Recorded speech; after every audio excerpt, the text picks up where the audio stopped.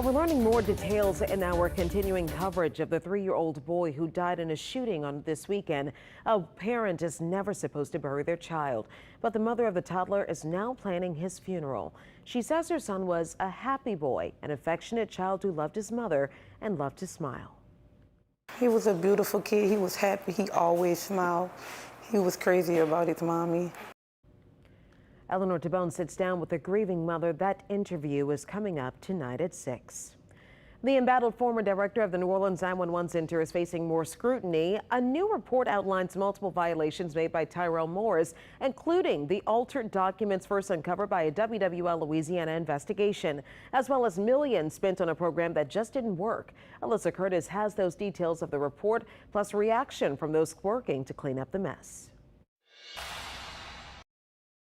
Tyrell Morris resigned as the executive director of the New Orleans 911 Center over a year ago after WWL Louisiana uncovered he allegedly altered documents to bypass a drug and alcohol test after he got into a crash with the city-owned vehicle. But even now, his tenure is still causing issues. Here we go again with how much damage has been done that we will never really know. Thursday, a report by the Office of the Inspector General dropped, detailing issues as he signed a multi-million-dollar contract. If I got it today and read it cold, it would hit me like a baseball bat.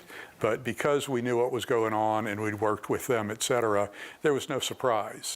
According to the report, Morris wasn't transparent as he entered a $3 million contract with public funds for a software. And the OIG says there's a lack of evidence that they considered other vendors. Plus, the report says Morris signed the contract without approval. Then he altered board documents to get financing from a different bank than the one that was approved. According to the report, Morris said the program, Hexagon On-Call Records, would upgrade the management of 911 calls in the jail. But the system was glitchy, and the new director of OPCD, Carl Fassold, ended up canceling the contract. The system couldn't be configured to work the way NOPD wanted it to work. The system also didn't meet a lot of NOPD's requirements to be aligned with the consent decree. Fassold says he was told those conversations were had before the contract was signed. We were told that Hexagon met all of the requirements of the unpublished NOPD RFP for a records management system. Melanie Talia with the New Orleans Police and Justice Foundation says these missteps have cost the city not just money, but public safety. We'll never understand or we'll be able to quantify whether that damage is to us financially, to us as citizens, whether that damage is financially, or whether that damage is truly harm that has come to someone in the public safety arena.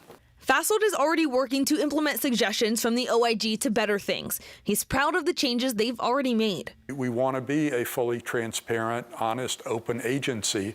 And says if more issues come up from the last administration, they'll take it day by day. You can't go back and look at every decision that was made over 5 years and try to figure out, was it right, was it wrong? Alyssa Curtis, WWL Louisiana. We reached out to Morris's lawyer for comments, but haven't heard back. He's facing charges of malfeasance in office, insurance fraud, and false impersonation of a peace officer in connection with that crash.